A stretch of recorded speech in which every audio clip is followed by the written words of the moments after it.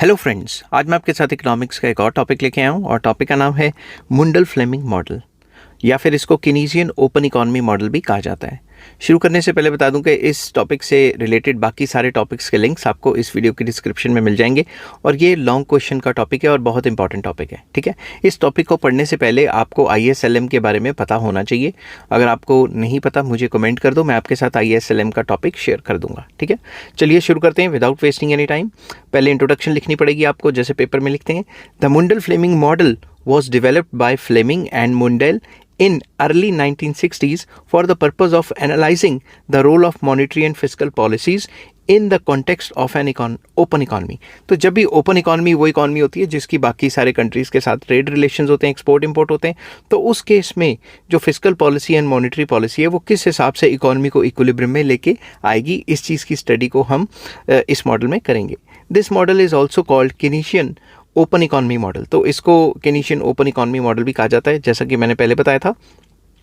This approach analyses the relationship between two instruments and two targets. तो ये जो approach है इसके अंदर हम दो इंस्ट्रूमेंट्स की बात करेंगे और दो टारगेट्स की बात करेंगे। इंस्ट्रूमेंट्स कौन से हैं? The two instruments are monetary policy represented by interest rate and physical policy represented by government expenditure. तो जो मॉनेटरी पॉलिसी है वो रिप्रेजेंट करेगी इंटरेस्ट रेट को, कि इंटरेस्ट रेट कैसे कैसे चेंज होगा, और जो फिजिकल पॉलिसी है वो गवर्नमेंट एक्सपेंडिचर की बात करती है। ठीक है, द टू ऑब्जेक्टिव्स और टारगेट्स आर फुल एम्प्लॉयमेंट, जो कि इंटरनल बैलेंस के लिए बहुत ज़्यादा ज़रूरी है, विद इन द कंट्री के बैलेंस के लिए, and balance of payment equilibrium, that is external balance. तो इंटरनल बैलेंस में फुल एम्प्लॉयमेंट को फोकस किया गया है, एक्सटर्नल बैलेंस में जो बैलेंस ऑफ पेमेंट्स है कंट्री के उसको फोकस किया गया है। अगर आपको नहीं पता बैलेंस ऑफ पेमेंट क्या होता है, इसके ऊपर मैंने ऑलरेडी फुल चैप्टर अपलोड किया हुआ है, आप कमेंट कर देना, मैं आपके साथ लिंक शेयर कर दूंगा। The assignment rule is to assign monetary policy to the objective of external balance and fiscal policy to internal balance। तो मेन असाइनमेंट ये रहेगी कि मॉनेटरी पॉलिसी का मकसद रहेगा कि एक्सटर्नल बैलेंस रहे और फिजिकल पॉलिसी फोकस करेगी इंटरनल बैलेंस रहे, with in the country balance रहे या फुल एम्प्लॉयमेंट आ जाए, और monetary policy balance of payment को इक्विलिब्रियम करने के लिए काम करेगी। अब असम्पशंस लिखनी है आपने जब आप पेपर में लिखोगे। The Mundell Fleming model is based on the following assumptions. तो फर्स्ट असम्पशन है monetary policy is related to change in interest rate. जैसा कि मैंने ऊपर बताया था कि मॉनेटरी पॉलिसी मतलब मॉनेटरी पॉलिसी की वजह से रेट ऑफ इंटरेस्ट में चेंज आएगा, और फिजिकल पॉलिसी जो है वो रिलेट करेगी बजट डेफिसिट को या सरप्लस बजट को। और तीसरा एजम्पशन है इसमें एक्सपोर्ट्स जो है वो एक्सोजीनसली गिवन है, कि पहले के गिवन है वो मॉडल के अंदर हम डिटर्मिन नहीं कर रहे, एंडोजीनस वेरिएबल नहीं है exports. Imports are a positive function of income. तो जब भी हमारी इनकम बढ़ेगी तो हम इंपोर्ट्स बढ़ा लेंगे। तो इंपोर्ट्स किस पे डिपेंड करते हैं? हमारी इनकम पे, और पॉजिटिव रिलेशन है। एंड फिफ्थ अजम्पशन आ जाती है international capital movements respond to domestic interest rate changes. International capital movement जो है वो डोमेस्टिक इंटरेस्ट रेट पे डिपेंड करती है। अगर हम ज़्यादा रेट ऑफ इंटरेस्ट दे रहे हैं तो हमारे पास कंट्री में पैसा आएगा, इनफ्लोज होंगे। अगर हमारा कम रेट ऑफ इंटरेस्ट हो गया तो आउटफ्लो हो जाएगा पैसा। समझ की बात? अब हेडिंग बनानी है आपने explanation of model. Given these assumptions, Mundell states that in countries where employment and balance of payments policies are restricted to monetary and fiscal instruments, monetary policy should be reserved for attaining the desired level of balance of payments, and fiscal policy for preserving the internal stability under the conditions assumed here। तो मुंडल कहते थे कि भाई जहाँ पे physical policy और monetary policy पे countries depend रहती हैं, तो मॉनेटरी पॉलिसी को बैलेंस ऑफ पेमेंट में बैलेंस या इक्विलिब्रियम लाने की कोशिश करनी चाहिए या करती है, और जो फिजिकल पॉलिसी है वो इंटरनल बैलेंस मतलब फुल एम्प्लॉयमेंट लाने की कोशिश करती है ताकि इंटरनल स्टेबिलिटी रहे। ठीक है, if monetary and physical policies are adjusted smoothly and continuously without long time lags, the assignment rule can work very well. उनका ये कहना था कि अगर मॉनेटरी और फिजिकल पॉलिसी में साइमल्टेनियसली चेंजेस लाया जाए और टाइम टू टाइम चेंजेस लाया जाए जिसमें लैग्स ना हो या लैग्स काफ़ी कम हो, उसमें आप अच्छे से ये जो इंटरनल बैलेंस और एक्सटर्नल बैलेंस है उसको मेंटेन कर सकते हो। In some cases it leads straight to the target, while in others it may worsen the worsen the other problems temporarily. तो बेसिकली अगर हम फिजिकल मॉनेटरी पॉलिसी को लगातार चेंजेस लेके आए उनके अंदर, तो कुछ जगह तो एकदम टारगेट को हिट कर देंगे, मतलब इंटरनल बैलेंस, एक्सटर्नल बैलेंस, और कुछ सिचुएशन में जो है, जो हमारी सिचुएशन है वो वर्स हो जाएगी और ख़राब हो जाएगी। ठीक है, वो कैसे कैसे है वो सारी सिचुएशंस मैंने डिस्कस की हुई हैं, but ultimately it will achieve the target. तो अल्टीमेटली ये फिजिकल मॉनेटरी पॉलिसी को ऊपर नीचे करने से ये टारगेट को अचीव कर देगी। This is the Mundell-Fleming principle of effective use of monetary and fiscal policy for internal and external stability, according to which an instrument should be matched with the target on which it exerts the greatest relative influence। तो फिर से वही बात कर ली कि physical and monetary policy को अच्छे से इस्तेमाल करके हम इंटरनल और एक्सटर्नल स्टेबिलिटी लेके आ सकते हैं और जो भी हमारे टारगेट हैं उसको अच्छी तरीके से मैच कर सकते हैं। The internal and external balance in terms of monetary physical mix policies under fixed and flexible exchange rates with perfect and relative capital mobility and their effects on balance of payments of a country are explained as under। तो हमने जो physical और monetary policy को mix करके किस हिसाब से fixed exchange rate में या फ्लेक्सिबल एक्सचेंज रेट में, जिसमें कैपिटल मोबिलिटी जो है वो परफेक्ट होगी या रिलेटिवली जो है लो होगी, उसमें किस हिसाब से चेंज करना है, वो सारे के सारे पॉइंट्स मैंने नीचे डिस्कस किए हुए हैं। अब हम डिस्कस करेंगे फर्स्ट पॉइंट, जो कि है fix exchange rates with perfect capital mobility. कि एक्सचेंज रेट फिक्स रहेगा और परफेक्ट कैपिटल मोबिलिटी होगी, उस केस में फिजिकल मॉनेटरी पॉलिसीज़ को मिक्स करके किस हिसाब से काम चलेगा।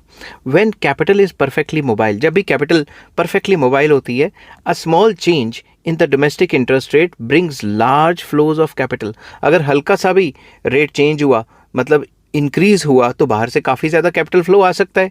The balance of payments is said to be in equilibrium when the domestic interest rate equals the world rate. जब बैलेंस ऑफ पेमेंट को तभी इक्विलिब्रियम माना जाएगा जब हमारा जो डोमेस्टिक इंटरेस्ट रेट है और जो वर्ल्ड इंटरेस्ट रेट है वो आपस में बराबर होते हैं अकॉर्डिंग टू दिस थ्योरी।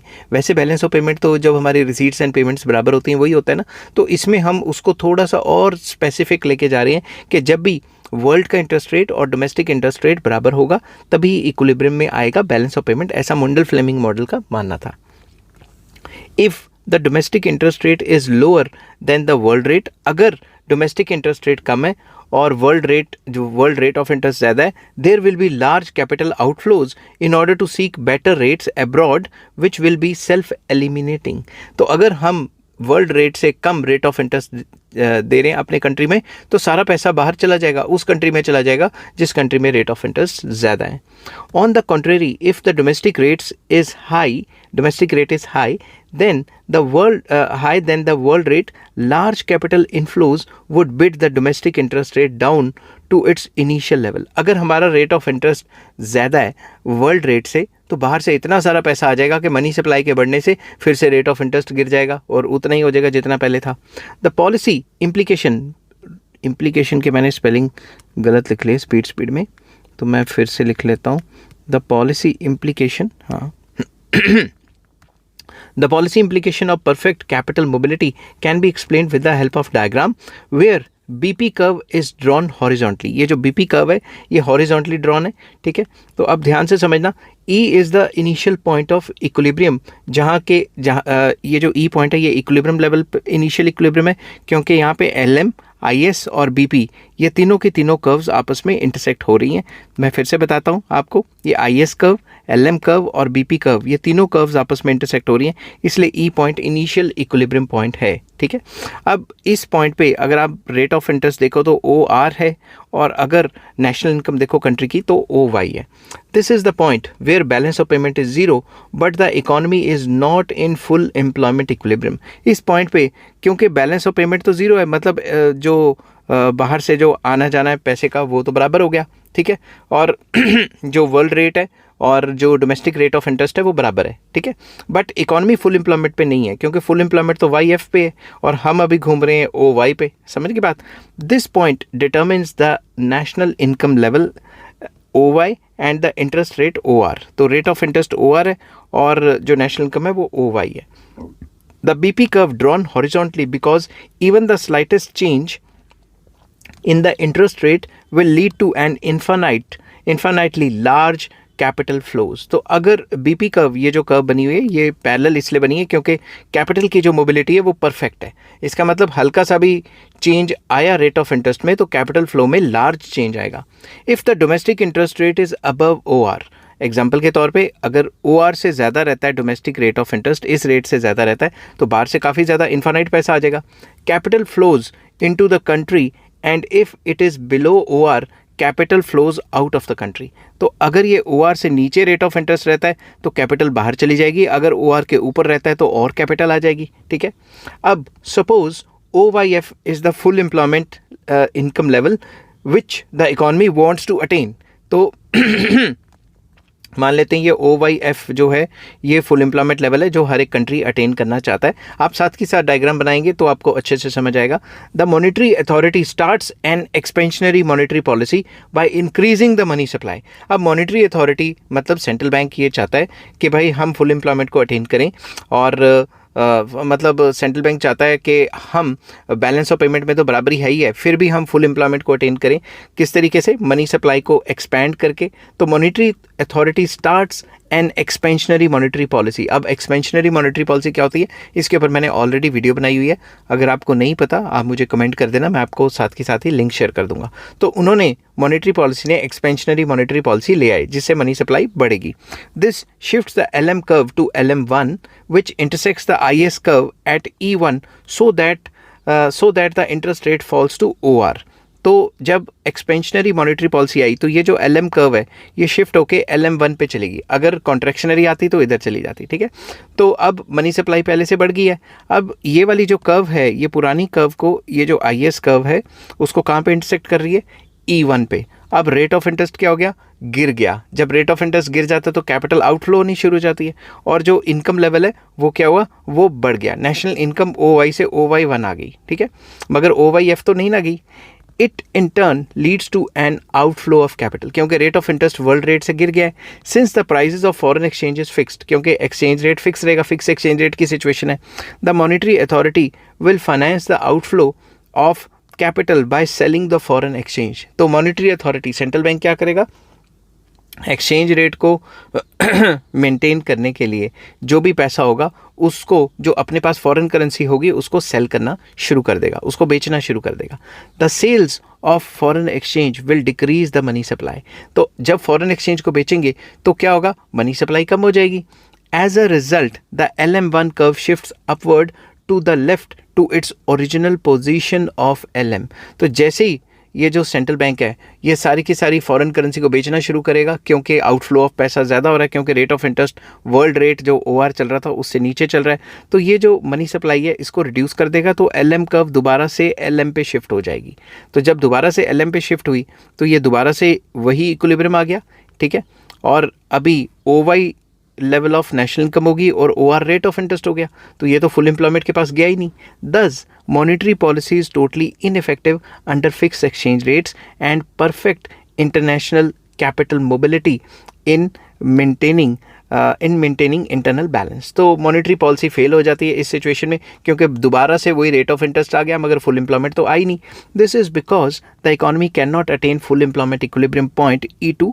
जो डायग्राम में ये जो E2 पॉइंट है ये तो अटेन ही नहीं कर पाई। ठीक है, अब a contractionary money supply would also be ineffective. अगर कॉन्ट्रैक्शनरी मॉनेटरी पॉलिसी लेके आते तो ये जो पॉइंट है ये और इधर चले जाता, तो और सिचुएशन जो है फुल एम्प्लॉयमेंट से दूर चली जाती, क्योंकि इक्विलिब्रियम यहाँ पे आ जाता। तो कहने की बात ये है कि इस सिचुएशन में जो मॉनेटरी पॉलिसी है वो टोटली इनइफेक्टिव रहती है। ठीक है, अब दूसरी तरफ चलते हैं।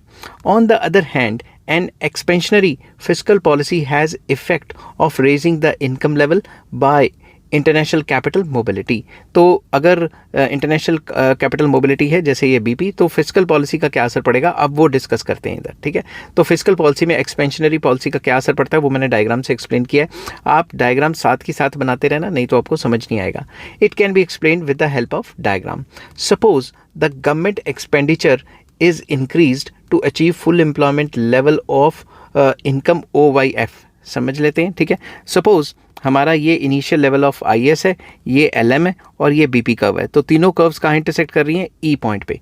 तो OR रेट ऑफ इंटरेस्ट है और OY नेशनल इनकम का लेवल है इकोनॉमी में। मान लेते हैं कि हम इक्विलिब्रियम, ये जो फुल एम्प्लॉयमेंट इक्विलिब्रियम है या फुल एम्प्लॉयमेंट है, इसको अटेन करने के लिए एक्सपेंशनरी फिस्कल पॉलिसी लेके आ रहे हैं। अब ये पॉलिसी होगी, अब LM कर्व तो ये होगी, ठीक है, दोनों कहाँ पे इंटरसेक्ट कर रहे हैं, E1 पे। अब रेट ऑफ इंटरेस्ट क्या है, वर्ल्ड रेट से बढ़ गया, और जो इनकम लेवल है वो क्या होगी, इनकम लेवल भी OY से OY1 तक आ गई। तो इसको एक्सप्लेन करते हैं। तो जब भी हम सरकार अपना खर्चा बढ़ाती है, IS कर्व राइटवर्ड शिफ्ट होगी। This shifts the IS curve to the right to IS1 which intersects the LM curve at point E1। तो ये E1 का पॉइंट आ गया, ठीक है। This causes the interest rates to rise to OR1 and the income level at this point is OY1। जैसा कि मैंने बताया था, अब जहाँ पे ये E1 पॉइंट आ रहा है उसके हिसाब से सामने चलें तो OR1 रेट ऑफ इंटरेस्ट हो गया, OY1 आपकी नेशनल इनकम का लेवल हो गया, ठीक है। The rise in the interest rate leads to large inflow of capital from abroad. अब आप डायग्राम में देखो, जो रेट ऑफ इंटरेस्ट है ये वर्ल्ड का चल रहा है, वर्ल्ड रेट ऑफ इंटरेस्ट, मैं पहले इसको रब कर देता हूँ, वर्ल्ड रेट ऑफ इंटरेस्ट ये चल रहा है, इस इक्विलिब्रियम के हिसाब से रेट ऑफ इंटरेस्ट ये आ गया। तो जब भी रेट ऑफ इंटरेस्ट बढ़ गया तो बाहर से क्या आ जाएगा, काफ़ी ज़्यादा पैसा आना शुरू हो जाएगा, समझ की बात। तो इससे क्या होगा, this increases the money supply with the rise in foreign reserves, thereby shifting LM curve to the right to LM1। तो इससे क्या होगा, इकोनॉमी में बहुत ज़्यादा पैसा आएगा तो मनी सप्लाई बढ़ जाएगी बाहर से। तो ये जो पहली की LM चल रही थी ये राइटवर्ड शिफ्ट होके LM1 पे शिफ्ट हो जाएगी। तो जब ये LM1 पे शिफ्ट होगी गिवन द IS कर्व और ये LM कर्व और BP कर्व, ये पॉइंट कहाँ बन जाएगा, ये E2 पे पॉइंट आ जाएगा नया इक्विलिब्रियम का, और नए इक्विलिब्रियम पॉइंट के सामने हमने फुल एम्प्लॉयमेंट भी अटेन कर ली और रेट ऑफ इंटरेस्ट भी वही आ गया जो वर्ल्ड का चल रहा था। इस वजह से जो एक्सपेंशनरी फिस्कल पॉलिसी है वो काम करती है फिक्स एक्सचेंज रेट की सिचुएशन में। Now this curve LM1 intersects the IS curve at point E2 where at a fixed exchange rate full employment income level OYF is reached। जो मैंने बताया था कि फुल एम्प्लॉयमेंट यहाँ पे रीच हो जाता है, ठीक है। Thus, fiscal policy by increasing money supply raises aggregate demand, income and employment। तो fiscal policy को इस्तेमाल करके जो है हम equilibrium को attain कर सकते हैं।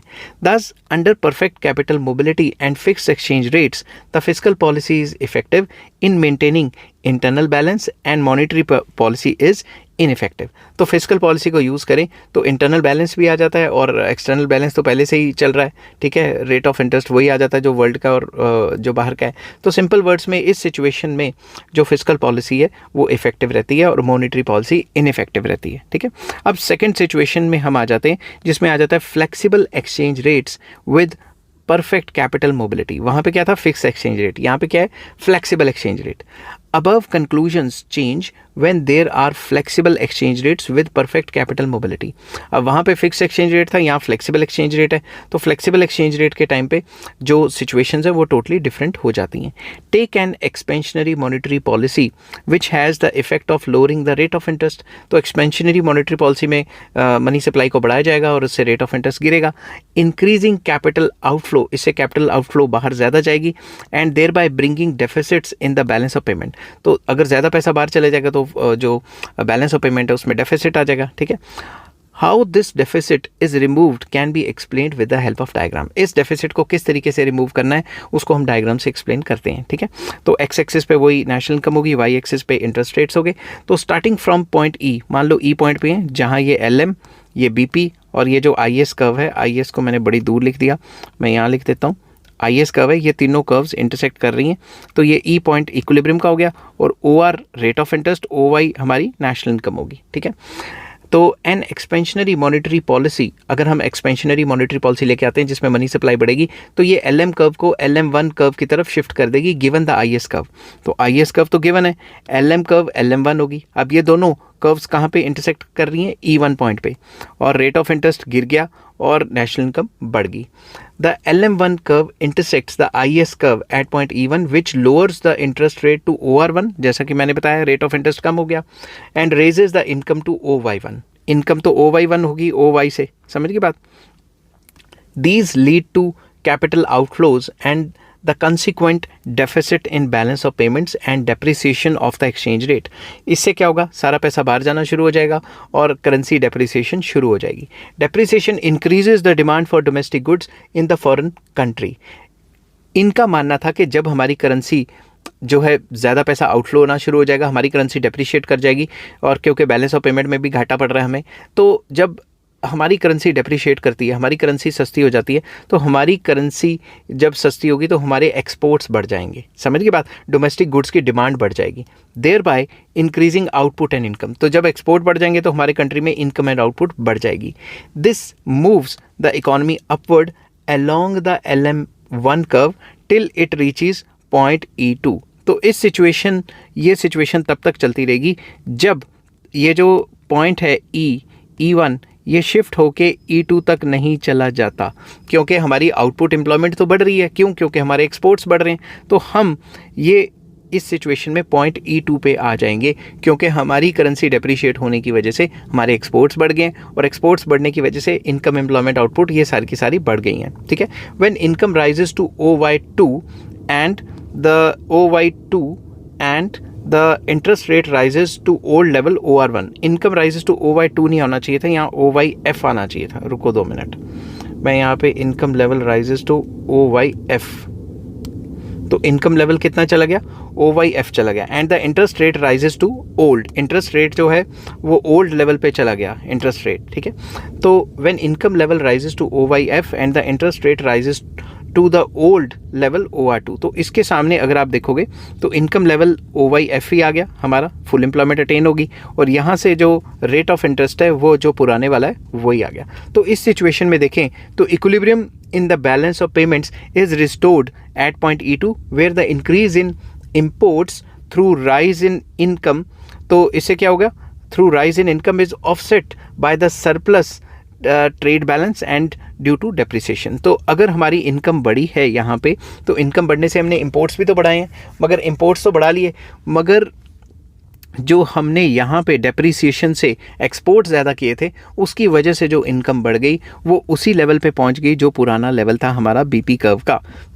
तो सिंपल वर्ड्स में ये कहते हैं कि जब भी मनी सप्लाई बढ़ती है, मैं यहाँ लिख रहा हूँ मनी सप्लाई बढ़ती है, तो मनी सप्लाई को बढ़ाने से हमारी करेंसी जो है वो करेंसी डेप्रिशिएट करती है। करेंसी डेप्रिशिएट करने से हमारे एक्सपोर्ट बढ़ेंगे तो उसकी वजह से हम जो है हमारी इनकम फुल एम्प्लॉयमेंट लेवल तक पहुंच जाएगी, और जब इनकम बढ़ेगी तो ये दोबारा से ये जो E2 पॉइंट है ये आ जाएगा, और जो रेट ऑफ इंटरेस्ट है वही मेंटेन हो जाएगा जो पुराना चल रहा था। ठीक है। तो इस केस में अगर हम देखें तो जो मॉनेटरी पॉलिसी है वो इफेक्टिव रहती है। दूसरी तरफ चलते हैं, take an expansionary fiscal policy which shifts the IS curve to IS1। अब हम इनिशियल पॉइंट ऑफ इक्विलिब्रियम तो वही वाला आ गया। ठीक है। तो ये IS कर्व होगी, और ये BP कर्व होगी, और ये LM कर्व होगी, तीनों कर्व्स इंटरसेक्ट करती हैं E पॉइंट पे, तो ये OR रेट ऑफ इंटरेस्ट हो गया, और OY लेवल ऑफ इनकम होगी। अब हम देखते हैं कि अगर एक्सपेंशनरी फिस्कल पॉलिसी लगाएं तो ये कर्व IS जो है वो IS1 की तरफ चलेगी, तो नया इक्विलिब्रियम क्या आ गया हमारा? E1। तो नए इक्विलिब्रियम के सामने रेट ऑफ इंटरेस्ट हो गया OR1 और इनकम होगी OY1। अब इसको डिस्कस करते हैं। This brings the economy into equilibrium at E1 where the IS curve crosses या intersects the LM curve with OR1 interest rate and OY1 income level. Since point E1 is above the BP curve, ये जो point E1 है BP curve के ऊपर है, तो जब भी BP कर्व के ऊपर आता है तो बैलेंस ऑफ पेमेंट सरप्लस चली जाती है, ये बात याद रखना, और जब भी नीचे आता है तो बैलेंस ऑफ पेमेंट डेफिसिट चली जाती है। जो पुरानी सिचुएशन थी उसमें नीचे आ रहा था। ठीक है। यहाँ पे देखें तो अगर आप ध्यान से देखो तो BP कर्व के नीचे इक्विलिब्रियम बना था, ये डेफिसिट देता है हमें। ठीक है। ये डेफिसिट करता है, और जो ऊपर बनता है वो क्या करता है? वो सरप्लस करता है। ठीक है। ये बात याद रखना। तो इससे क्या होगा? There is surplus in balance of payments, क्योंकि BP कर्व जो है उसके ऊपर बन रहा है इक्विलिब्रियम पॉइंट, तो इससे क्या होगा? सरप्लस होगा। This surplus leads to the appreciation of the currency which in turn reduces the demand for domestic output। अगर हमारी बैलेंस ऑफ पेमेंट सरप्लस रहेगी तो बाहर से ज़्यादा पैसा आएगा, तो हमारी करेंसी अप्रिशिएट हो जाएगी, और जब हमारी करेंसी अप्रिशिएट होगी तो हमारे एक्सपोर्ट्स गिर जाएंगे, क्योंकि करेंसी महंगी होने से बाहर हमारा सामान कोई खरीदेगा नहीं। This process of appreciation will continue so long as the domestic interest is above the world rate and capital inflows continue. ये तब तक चलता रहेगा कि जब तक ये रेट ऑफ इंटरेस्ट से हमारा rate of interest, domestic rate of interest ऊपर रहता है। ठीक है। और बाहर से पैसा, कैपिटल आउटफ्लो बाहर से मतलब कैपिटल इनफ्लोज आते रहते हैं।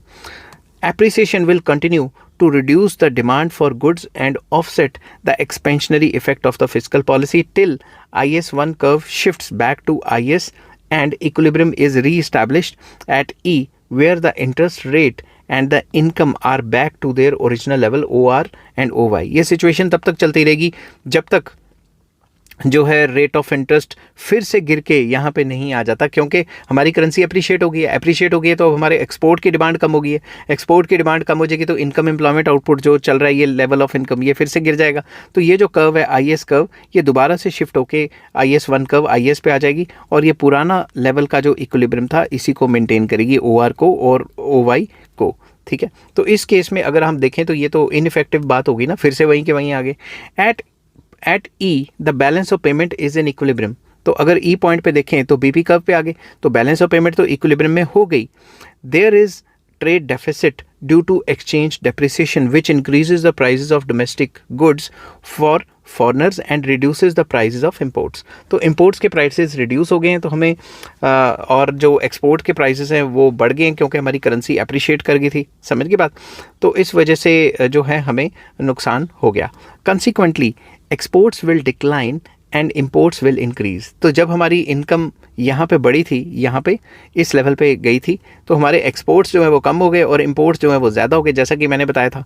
ठीक है, तो इस सिचुएशन में क्या हुआ, thereby creating a trade deficit. तो ट्रेड डेफिसिट हो गया, एक्सपोर्ट हमारे कम है और इम्पोर्ट ज़्यादा है। The equilibrium in the balance of payment is being maintained eight E1 by financing the trade deficit through capital inflows with expansionary fiscal policy। तो जो भी पैसा हमारे को बाहर से आ रहा है, क्योंकि हमारा रेट ऑफ इंटरेस्ट तो ज़्यादा है, तो जो भी पैसा बाहर से आ रहा था उसी को पैसे को घुमा के हम बाहर दे रहे थे ताकि ट्रेड डेफिसिट को कम से कम कर सकें या ख़त्म कर सकें।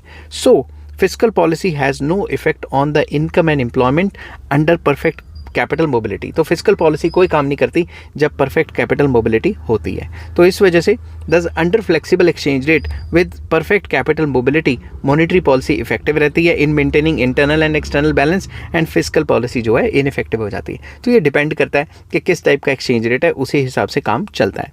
अब थर्ड सिचुएशन जो आ गई है वो है fixed exchange rate with relative capital mobility. अभी हमने पिछले दो केसेस किए फिक्स्ड और फ्लेक्सिबल एक्सचेंज रेट के जिसमें परफेक्ट कैपिटल मोबिलिटी थी। यहाँ पे हम डिस्कस करेंगे रिलेटिव कैपिटल मोबिलिटी। ठीक है, मतलब परफेक्ट कैपिटल मोबिलिटी नहीं है। ठीक है, साथ के साथ आप डायग्राम बनाना तभी आपको समझ आएगा। ठीक है, तो इसके अंदर consider the effects of monetary and fiscal policy with relative capital mobility under fix exchange rates. तो इस केस में हम क्या करेंगे, it can be explained with the help of diagram. तो डायग्राम में सबसे पहले वही ई पॉइंट आ गया इक्विलिब्रियम का, जहाँ पे ये बीपी कर्व, ये वाली कर्व, IS कर्व और ये जो इनिशियल LM कर्व है ये इंटरसेक्ट करती हैं। तो तीनों की तीनों कर्व्स इनिशियली जहाँ इंटरसेक्ट करती हैं ई पॉइंट पे वो इनिशियल पॉइंट ऑफ इक्विलिब्रियम है और ये OR रेट ऑफ इंटरेस्ट है और OY level of national income है। ठीक है, तो ये आप इनिशियली बना लेना। Given figure shows that BP curve is steeper. हमें ये दिखा रहा है क्योंकि कैपिटल मोबिलिटी परफेक्ट नहीं है, परफेक्ट कैपिटल मोबिलिटी नहीं है, रिलेटिवली लो है, परफेक्ट से थोड़ी लो है, तो ये कर्व थोड़ी स्टीपर रहेगी। ठीक है, तो इसमें क्या है, the initial equilibrium point E is at point E where IS is equals to LM is equals to BP curves with OR interest rate and OY level of income। जो मैंने अभी बात बताई थी, OR जो है आपका रेट ऑफ इंटरेस्ट हो गया, OY इनकम होगी और इस पॉइंट पे initially BP curve, IS curve और ये जो है रेड कलर की LM कर्व ये तीनों इंटरसेक्ट करती हैं आपस में। ठीक है, उसके बाद first take an expansionary fiscal policy. हम एक्सपेंशनरी फिस्कल पॉलिसी लेते हैं which shifts IS curve to IS1 which intersects the LM curve at E2। तो हम अब क्या करते हैं, एक्सपेंशनरी फिस्कल पॉलिसी लेते हैं, तो इसमें IS कर्व इधर शिफ्ट होगी और LM कर्व तो गिवन ही है और LM और IS कहाँ कट करती हैं, E2 पॉइंट पे। अब हमारा इक्विलिब्रियम जो लेवल ऑफ नेशनल इनकम है वो OY2 हो गया और यहाँ से equilibrium level of rate of interest OR2 हो गया। बट अगर आप ध्यान से देखो ये जो नया पॉइंट बना है ये BP कर्व के नीचे बना है ना, तो BP कर्व के नीचे कोई भी पॉइंट आता है तो वो हमें क्या शो करता है, deficit in balance of payments. ठीक है, the interest rate rises from OR to OR1। पहले OR था, अब OR से OR2 हो गया, मैंने OR1 पढ़ा, OR2 है। And the level of income increases from OY to OY2। तो लेवल ऑफ इनकम पहले OY होता था, अब क्या हो गया, अब लेवल ऑफ इनकम OY2 हो गया। ठीक है, there will be a deficit in balance of payment because E2 is below and to the right of the BP curve. तो ये जो बीपी कर्व है, ये वाली कर्व, ये जो E2 पॉइंट है ये इसके नीचे आ रहा है और राइट साइड पे निचली साइड आ रहा है, तो बैलेंस ऑफ पेमेंट में डेफिसिट ही रहेगा. This deficit will bring a decline in the money supply as the monetary authority starts selling foreign exchange. तो इस डेफिसिट को पूरा करने के लिए मॉनिटरी अथॉरिटी जो सेंट्रल बैंक है वो फॉरेन करेंसी को बेचना शुरू कर देगा, तो इसकी वजह से जो मनी सप्लाई होगी वो कम होती जाएगी इकोनॉमी में. Thus the LM curve shift upward to the left और टू द लेफ्ट मतलब अपवर्ड शिफ्ट हो जाएगी या थोड़ी सी जो लेफ्टवर्ड शिफ्ट हो जाएगी LM1 पे, where it intersects IS curve intersects the IS1 and BP curves at point E1. तो जब मनी सप्लाई कम होगी तो ये BP कर्व को और IS1 कर्व को यहाँ पे काटेगी, ये LM1 कर्व होगी. तो यहाँ पे नया इक्विलिब्रियम कहाँ पे आया, ये IS कर्व चल रही है, मैं फिर से बताता हूँ, ये IS कर्व चल रही है, ये BP कर्व चल रही है और नई LM कर्व ये आ गई. तो तीनों कहाँ पे इंटरसेक्ट हो रही हैं, यहाँ पे. तो तीनों कर्व जहाँ पे इंटरसेक्ट हो रही हैं E1 पे ये नया इक्विलिब्रियम आ जाएगा और ये नई इनकम लेवल आ जाएगी OY1 और ये नया रेट ऑफ इंटरेस्ट आ जाएगा OR1. ठीक है. अब consequently the economy is at internal and external balance with OR1 rate of interest OR हो गया, OR1 हो गया एंड इनकम लेवल जो है वो OY1 हो गई. तो इसमें इंटरनल और एक्सटर्नल बैलेंस मेंटेन हो गया इस सिचुएशन में. तो जब भी हम एक्सपेंशनरी फिस्कल पॉलिसी लेके आते हैं तो वो थोड़ा हेल्प आउट करती है, बट दूसरी तरफ हम लेके चलते हैं एक्सपेंशनरी मॉनेटरी पॉलिसी को. क्यों? क्योंकि इसमें पहले से तो इनकम लेवल बढ़ गया और रेट ऑफ इंटरेस्ट भी इतना हो गया. समझ गई बात?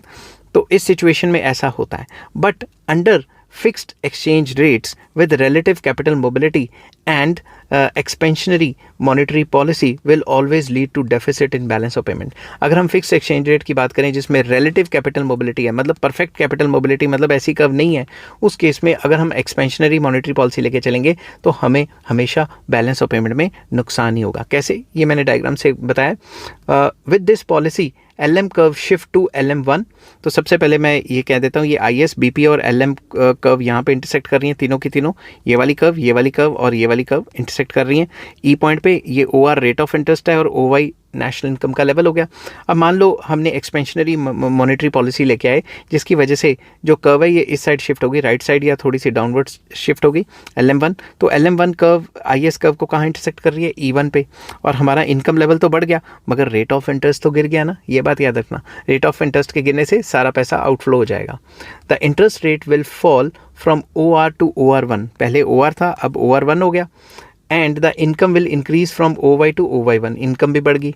The fall in interest rate will lead to capital account deficit with capital outflows and increase in income to current account deficits with rise in imports. एक तो इनकम के बढ़ने से लोगों ने इंपोर्ट करना शुरू कर दिया और ऊपर से रेट ऑफ इंटरेस्ट गिर रहा है, उसकी वजह से सारा पैसा बाहर चला गया. तो दोनों तरफ से बैलेंस ऑफ पेमेंट तो खराब होगी. These deficits will force the monetary authority to sell foreign exchange which will reduce the money supply. अगर इस डेफिसिट को मेंटेन करना मतलब कम करना है तो जो हमारी मॉनेटरी अथॉरिटी है सेंट्रल बैंक, उसको क्या करना पड़ेगा, जो फॉरेन करेंसी है उसको सेल करना पड़ेगा, जिससे हमारी इकोनॉमी में मनी सप्लाई कम हो जाएगी. और ये जो LM कर्व है, ये वाली जो LM कर्व है, जो मैंने LM2 लिखा हुआ है, यहाँ LM1 आना है. LM कर्व जो है वो दोबारा से शिफ्ट होके जो पुरानी सिचुएशन है LM पे चली जाएगी. मतलब ये कर्व जैसे ही मनी सप्लाई कम होगी दोबारा यहाँ चलेगी. अगर दोबारा यहाँ पे ये कर्व चलेगी तो दोबारा यही वाला इक्विलिब्रियम हो गया, दोबारा ये रेट ऑफ इंटरेस्ट हो गया और दोबारा यही वाला लेवल ऑफ इनकम आ गया. तो फ़ायदा क्या हुआ बढ़ाने का? कोई भी फ़ायदा नहीं हुआ. Consequently equilibrium position remains at point E. तो दोबारा से वो पॉइंट E पे चली जाएगी. समझ गई बात? With OR interest rate and OY level of income. तो दोबारा से वही लेवल हो गया. दस मॉनेटरी पॉलिसी जो है इनइफेक्टिव रहती है. बट दूसरी तरफ देखें, however fiscal monetary policy mix can lead the economy to both internal and external balance. अगर दोनों को मिक्स करा के चलते तो इंटरनल और एक्सटर्नल बैलेंस दोनों अच्छे से मेंटेन रहते. This can be achieved by combining an expansionary policy with restrictive मतलब कॉन्ट्रैक्शनरी मॉनेटरी पॉलिसी. तो एक्सपेंशनरी फिस्कल पॉलिसी लगा देते और कॉन्ट्रैक्शनरी मॉनेटरी पॉलिसी लगा देते तो ये काम चल जाता. When an expansionary physical policy shifts the IS curve to IS1, तो ये जो ओरिजिनल IS कर्व थी, मान लेते हैं यही रेट ऑफ इंटरेस्ट है और ये नेशनल इनकम का लेवल है, ठीक है। अब एक्सपेंशनरी फिजिकल पॉलिसी लेके आए तो ये IS1 पे चलेगी, ठीक है। And the restrictive monetary policy shifts the LM curve to LM1, तो ये जो ओरिजिनल पॉलिसी थी LM, इससे हमने यहाँ पे पल्ला छुड़वा के हमने रिस्ट्रिक्टिव जो है या कॉन्ट्रैक्शनरी मॉनेटरी पॉलिसी लेके आए, तो अब नई कर्व LM ऐसे बन गई LM1। तो दोनों कर्व्स इंटरसेक्ट करती हैं पॉइंट E1 पे, ये बात याद रखना। Both intersects the BP curve, ये जो BP कर्व है इसको इंटरसेक्ट करती हैं एट पॉइंट E1 पे गिवन फिगर में।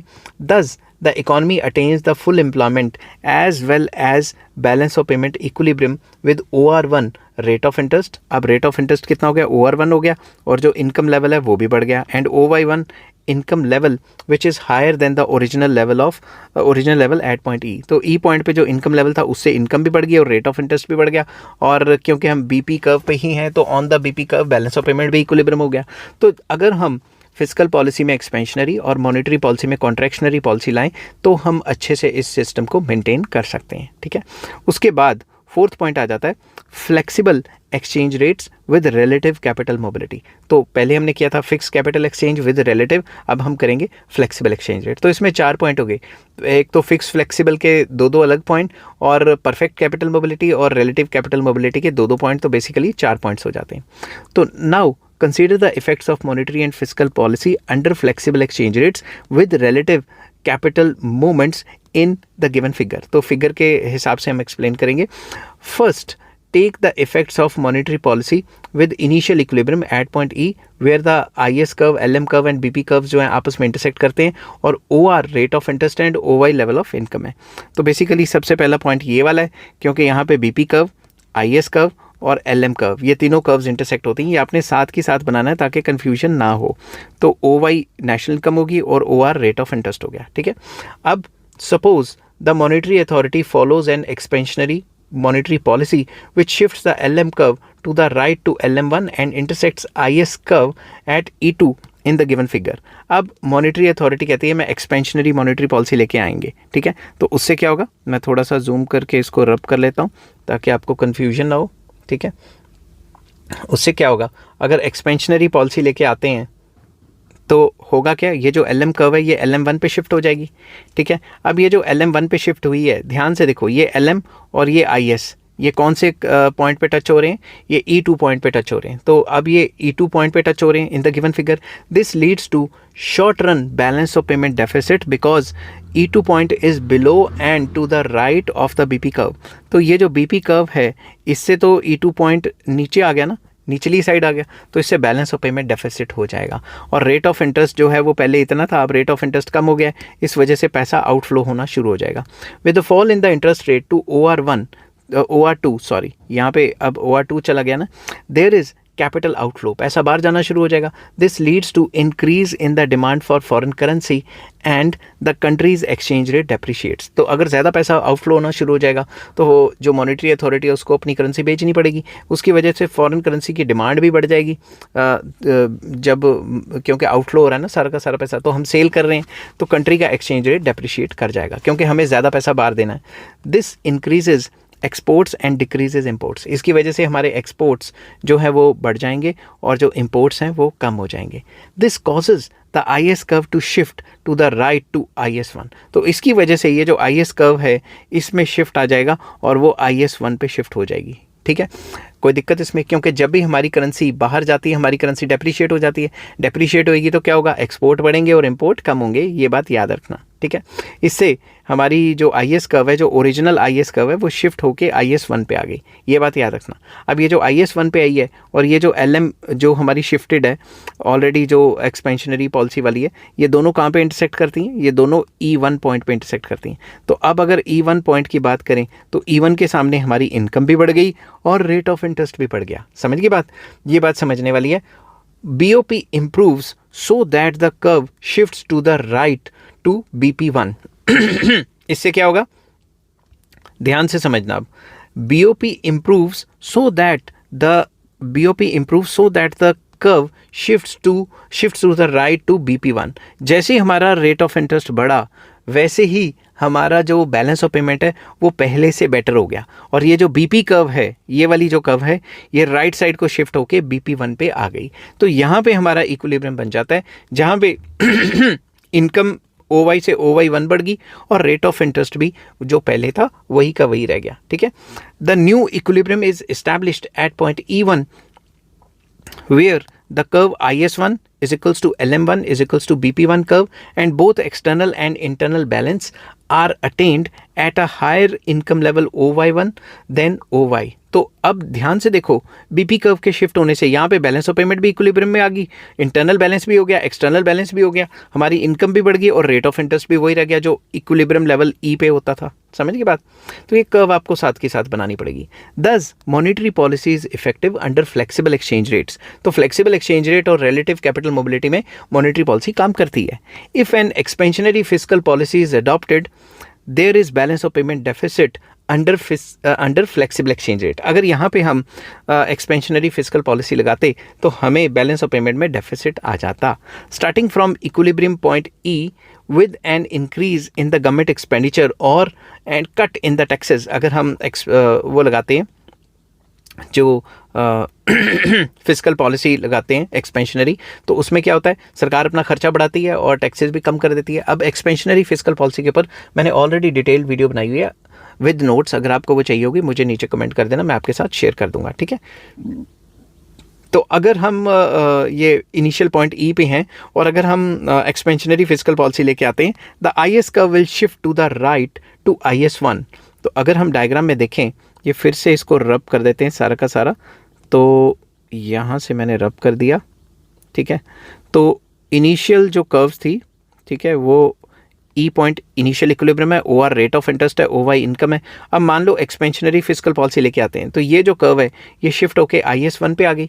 अब IS1 पे आई तो ये जो LM कर्व है इसको कहाँ इंटरसेक्ट कर रही है, E3 पॉइंट पे। E3 पॉइंट पे क्या होगा, रेट ऑफ इंटरेस्ट हमारा बढ़ जाएगा। जैसे ही रेट ऑफ इंटरेस्ट बढ़ेगा बाहर से इनफ्लोज आने शुरू हो जाएंगे बहुत ज़्यादा। समझ रहे हो बात? तो क्या होगा, IS1 which cuts LM curve at point E3। तो यहाँ पे मैंने कर्व आपको बनाई हुई है, ये जो पॉइंट मैंने बताया है E3, इस पे रेट ऑफ इंटरेस्ट OR3 हो जाएगा। उसके बाद this raises the interest rates to OR3, there is capital inflow which causes currency appreciation. हमारे पास बहुत ज़्यादा जो है इनफ्लोज आएंगे, उससे जो हमारी करेंसी है वो अप्रिशिएट हो जाएगी। This in turn raises imports. अगर करेंसी अप्रिशिएट हो जाएगी तो हमारे इंपोर्ट्स बढ़ जाएंगे और एक्सपोर्ट्स कम हो जाएंगे। उससे क्या होगा, that leads to depreciation of the currency. जब हमारे एक्सपोर्ट बढ़ जाएंगे और इंपोर्ट कम हो जाएंगे, तो मैं उल्टा बोल गया, इससे क्या होगा, हमारे जो इंपोर्ट्स हैं वो बढ़ जाएंगे, हम बाहर से सामान ज़्यादा ख़रीदने लग जाएंगे और एक्सपोर्ट कम कर देंगे। ठीक है, जब एक्सपोर्ट कम कर देते हैं हम, हमारा एक्सपोर्ट अल्टीमेटली गिर जाता है, क्योंकि हमारी करेंसी जो है वो हो गई है, क्या कहते हैं, महंगी हो गई है। तो अल्टीमेटली ये प्रोसेस लगातार चलता रहेगा, तो इससे क्या होगा, it leads to depreciation of currency. इससे हमारी अल्टीमेटली कुछ टाइम के बाद हमारी करेंसी की वैल्यू गिर जाएगी। And IS curve is shifted back to IS। तो ये जो IS कर्व शिफ्ट हुई थी यहाँ पे, ये फिर से हमारी करेंसी डेप्रिशिएट होने की वजह से यहाँ पे शिफ्ट हो जाएगी। सिंपल वर्ड्स में, हम बाहर से पैसा ज़्यादा आ रहा है, ठीक है, हमारे जो इनकम लेवल्स हैं वो बढ़ गए, बट जो एक्सपोर्ट है वो उतना नहीं बढ़ा। एक्सपोर्ट तो बढ़ा नहीं, उल्टा इंपोर्ट बढ़ गए। तो इंपोर्ट बढ़ने से क्या होगा, हम बाहर से काफ़ी ज़्यादा सामान खरीदते जा रहे हैं, तो उससे जो हमारे जो लोकल लेवल पे इनकम एम्प्लॉयमेंट लेवल है वो गिर जाएगी, और गिर के ये IS कर्व फिर से IS1 पे शिफ्ट हो जाएगी और फिर से ये दोबारा इक्विलिब्रियम आ जाएगा। तो फिस्कल पॉलिसी का इस सिचुएशन में कोई फ़ायदा ही नहीं रहा। The original equilibrium point E is reached, दस fiscal policy is ineffective under the flexible exchange rates with relative capital mobility। तो इसमें जो फिस्कल पॉलिसी है वो इतनी ज़्यादा इफेक्टिव नहीं रहती, मॉनेटरी पॉलिसी है जो वो फुली इफेक्टिव रहती है। तो आई होप ये चारों के चारों सिचुएशंस आपको अच्छे से समझ आए होंगे। आप पॉज करके साथ के साथ डायग्राम बना के साथ के साथ एक्सप्लेनेशन लिखोगे तो आपको ये टॉपिक समझ आ ही जाएगा। आई होप ये वीडियो आपको पसंद आई होगी। अगर पसंद आती है तो please like, share and subscribe. Take care, bye bye.